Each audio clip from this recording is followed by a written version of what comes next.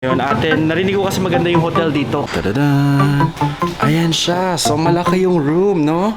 This content will really help a lot of people who are looking for pretty nice hotels pero on a budget pa rin. This is beachfront. So, here's the beach.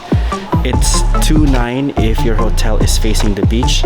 And it is 2,600 if your hotel is facing the main road. Super nice. Will show us what the huts look like. Ayan yung huts, oh. Wow. Okay, and here's the beachfront hotel. 2,500, not bad. I would go there. It's in station 3. It's good for 2 people siya, nasa 1,600. Kaya pwede na budget siya.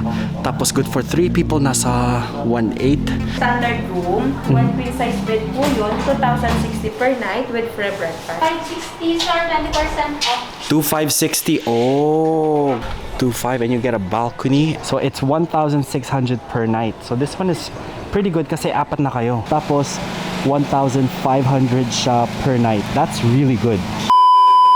What is up, y'all? My name is Wayne. Your cowboy gun is currently out here in Manila. And for today's video, guys, I want to share with you all of the cheapest yet quality and affordable hotels in Boracay. A lot of people now have been going to Boracay because tourism is now open and it is now summer. So I went to Boracay last week, guys, and of course, everybody wants to save money while still enjoying their summer vacation. So I thought to help you out by looking for the most affordable accommodations. But before I do that, I would like you to hit like, comment down below if you've been to Boracay or if you are going to Boracay, and hit that subscribe button, and of course don't forget to hit that notification bell so you are always updated videos. Alright, without further ado, these are the most affordable hotels in Boracay. Let's go! Told me about this hotel. It's called Short Time Hotel, and it's right beside BPI. And the beach is just on the other side of the building, kaya tignan natin kung magkano ang rate. And let's go see what the hotel looks like inside. And we are gonna go check and see how much the hotels are. Yun, ate, narinig ko kasi maganda yung hotel dito. Is it possible to ask magkano yung per night na stay dito? Saka yung per night po namin is 1,500 po. 2 bucks na po yan. 2 packs. 2 packs per night. Tapos, how many types of rooms yung nandito, ate? Bali dalawa po. Meron standard double saka standard twin po. Okay. Is it okay to see the room? Okay na. Yeah? Okay. Yan. So this is Short Time Hotel sa Boracay. And maganda siya. Malinis yung itsura niya. And looks relaxing naman. A few moments later. Na-show us the rooms dito sa hotel. So for all the budgetarians there who are looking for a nice spot near the beach pero maganda yung room, dito yung nasuggest ng friend ko. Let's look. Tadada! Ayan siya. So malaki yung room, no? Okay yung room niya dito, guys. So clean lang siya. Tapos may CR to, kuya? Oh, ayun. May aircon na siya. May TV na. Yun, nice looking CR, diba? Ayan. Okay. And this is for good for 2 people to, kuya? Okay. What about if... Yung isa po yung standard din po. Dalawa yung bed. Okay. So let's check. Good for 4 people, kuya? Good for two lang po sir. Yung sat dito? Bed lang po pero mag-medyo bed. Okay. Good. Pero there's 2 beds, no? Okay. Good. It's 2 beds. You can add an extra bed, no? Magkano pag nagdagdag ng extra bed? 500 per bed. So 1,500 din dito. 1,500 plus 500, so 2,000, 2K per night. Tapos 3 people na kayo, okay naman siya, maganda. Diba? Oh. And see, this is the main road, and sa kabila lang nito, sa kabila lang ng building nito is yung main beach. Okay, thank you so much, kuya. Room rate po namin sa Station 1 po to, sa main po. Tsaka meron din po kami, bali tatlong po ito eh. Dito po is annex po. Tsaka meron din po kami sa Station 1, sa may gilid lang po ng Andox. At malapit sa beach talaga? Yes po. Oh, Yes okay. po. Tsaka din po yung isa po, nasa Kagban po, sa may dormital po. Pare-parehas lang yung price nila, ate? Iba-iba, sir. Iba-iba? Yes Okay. po. So, Bali ito po sa main, ito po yung rate po. Pas dito sa may annex po is for now, 1,500 per night How lang. about sa main? Magkano sa main? Sa main po, ito po yung mga roommates po namin, sir. Ayan, so we will look at the rates here, guys. Ayan. I will just take a photo, tapos ilalagay ko to sa vlog. Okay, thank you so much, ate. Have a good day. Ito po. Short Time Hotel. So Short Time Hotel is across the Balabag wetland. And I will show you guys other budget hotels if I see one here. So I'm gonna keep on walking. It's just off of the main road, kaya super lapit lang siya. And let's go see what other hotels there are dito sa main road na hindi masyadong malayo sa beach. A few moments later. We're at Depari Beach Resort. This is beachfront, so here's the beach. It's 2,900 if your hotel is facing the beach, and it is 2,600 if your hotel is facing the main road. Kanina, katulad sa Short Time, main road yun. So this one is super nice. Meron silang lobby dito, may cafe. And yeah, let's go see if we can check out the rooms. A few moments later. I have no vacancies right now, so I can't check the hotel, but this is the beachfront. Wow, look at that. So for 2,900, you get this whole view here. And this is right there, Beach Resort, Depari Beach Resort. This is at Station 2. It's right beside Le Soleil de Boracay. So yes, so this one is quite affordable for 2,926, diba? 2,600 facing the main road, 2,900 facing the beachfront, and it's not that bad. It's nice. Later. So this one is Boracay Pito Huts at Station 3, and it's good for 3 people, and it's 2,500. And it's also beachfront, kaya outside this entrance, it's beachfront na siya. So super nice. Let's go see if we can check out what the huts look like. Will show us what the huts look like. Ayan yung huts, oh. Wow. So nice, relaxing, very homey, and you must take out your slippers. So we'll take out our slippers. Oh, okay. Ayun. So this is Boracay Pito Huts. Wow, ganda. Ayun. Wow, ganda ni ate. Okay, yan. So this is good for 3 people, no ate? And this is the CR. Ayan. Oh, that's nice. Very, very islandy. Okay. It's good for 3 people. Comes with a queen size pa to. Queen size and a single.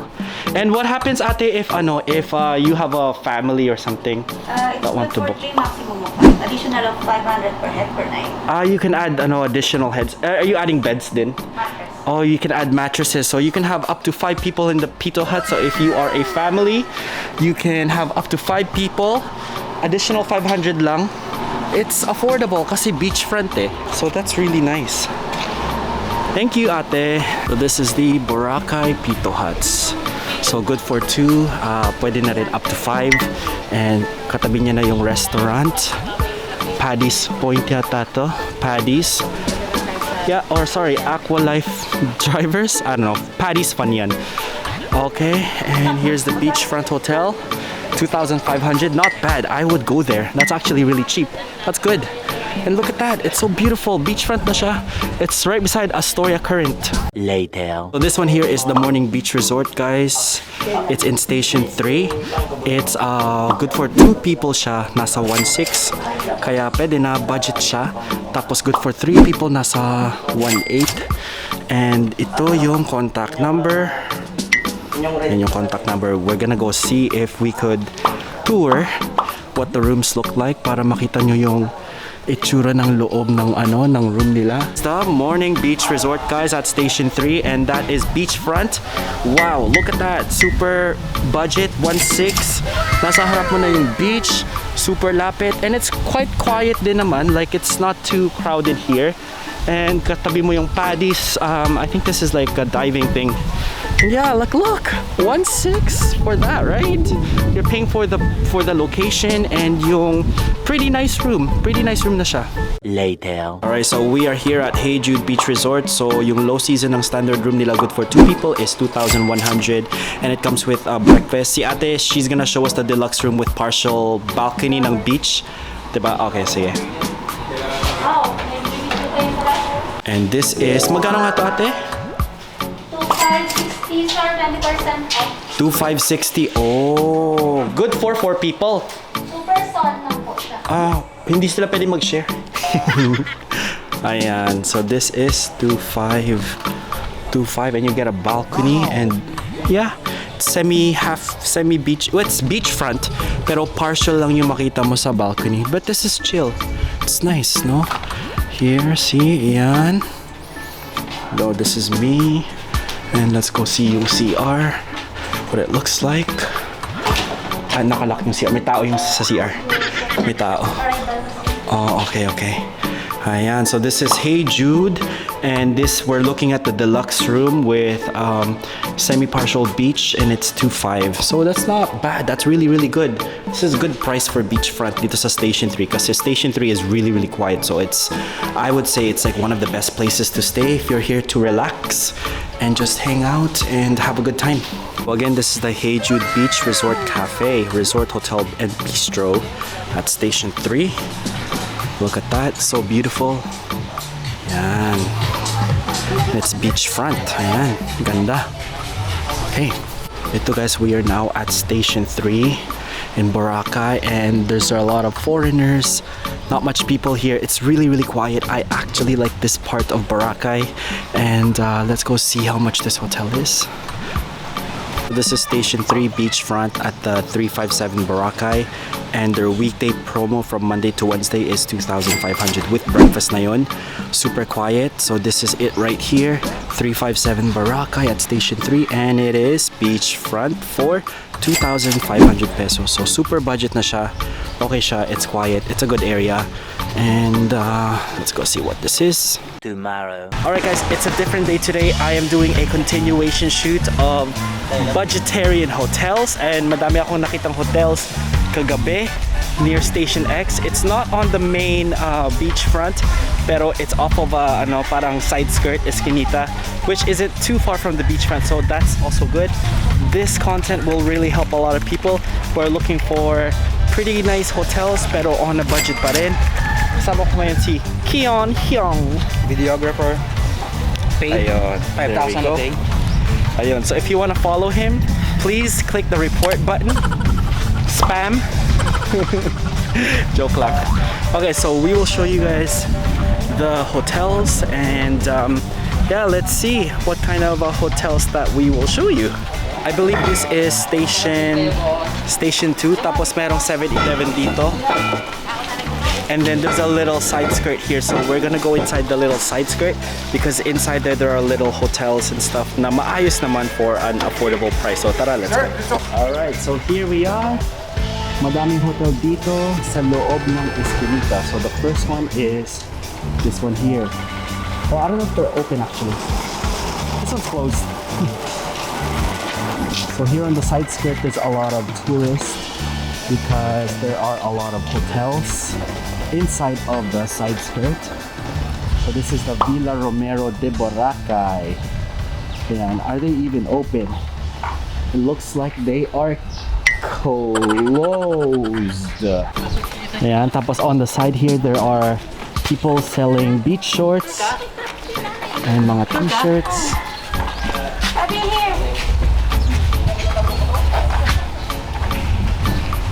Alright guys, so here is the Faith Village Gardens, and para siyang dormitory. It's a minimum of 4 people per night. So if you and 4 people want to go here, it is the Faith Village Gardens, and it's 400 pesos per person, minimum of 4 people per night. So 400 times 4 Gion. 4, 1.6. 4, 8, 12, 16. 1.6. So it's 1,600 per night. So this one is pretty good kasi apat na kayo. So yeah, so that's minimum. So if meron kayong, if you have 4 friends, then this is a good place to stay. So this is the Faith Village Gardens. Ayan. Hindi ko na na-record yung loob because they are all packed. But look at that. See? It's actually really nice. Really chill. Side of that, guys, is the main road. We are gonna go check this Merle's Place Cottages because it looks like it might be a hotel that meets the criteria of budgeting. or traveling on a minimum. So let's go check it out. So this is Merle's Place Cottages. It's good for 2 to 3 people, tapos 1,500 siya per night. So there's 3 of you in a room or 2 of you in a room, tapos 1,500. That's really good. Really, really good. And not too far from the beach. It's just off of the main road.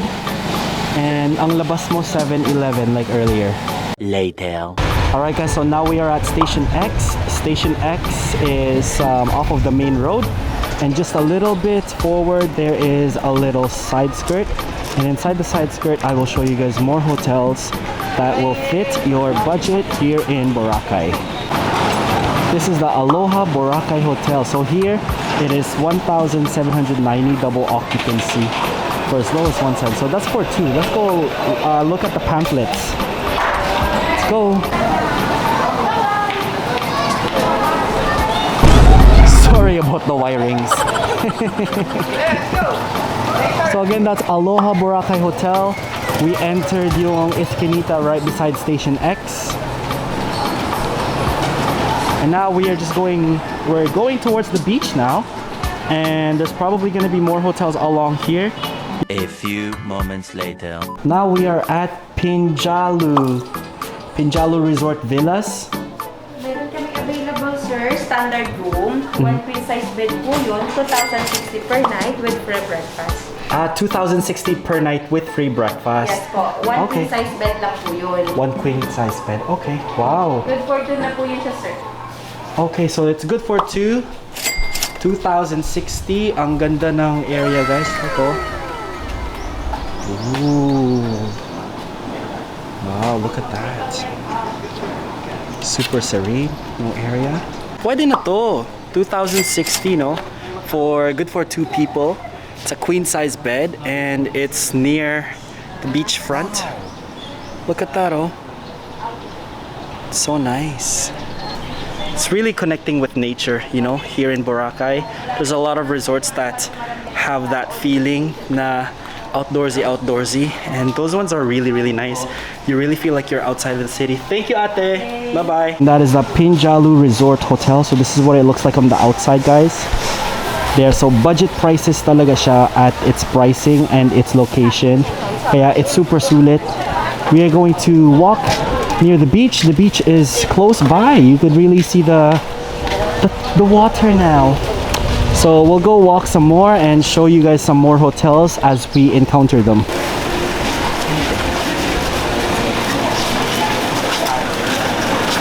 There's a police station. You can't stay there. Alright guys, so there we have it. We have showed you guys some budgetarian hotels. And yung labas ng Esquinita nito are mga shops. Yan, mga shops. And then I'm sure you can see right now yung beach. Tomorrow. Ayan guys, so that concludes our vlog. Hindi na ako nakapag-closing sa Boracay because I was so busy. I hope that you had found this video super informative because I really did try my best to find you the hotel that best fits your budget. If you have any questions, please do leave me a comment below and I would be happy to share some answers with you of what I had experienced in Boracay. I know that we are all thriving right now in the pandemic and we are all itching to travel. So if you've enjoyed this video, please hit the like button, the subscribe button, hit that notification bell, and share it with your friends who are and who will be traveling to Boracay because we all want to save money but have a really, really good experience. And if you haven't watched my previous vlogs about Boracay, please do hit my profile and watch all of my videos because I really, really do try my best to be as informative as I can. Alright guys, this concludes our vlog today. We've reached the end of our vlog. Thank you so much for watching and I will see you guys on my next vlog. Bring 'em out, bring 'em out, bring 'em out, bring 'em out.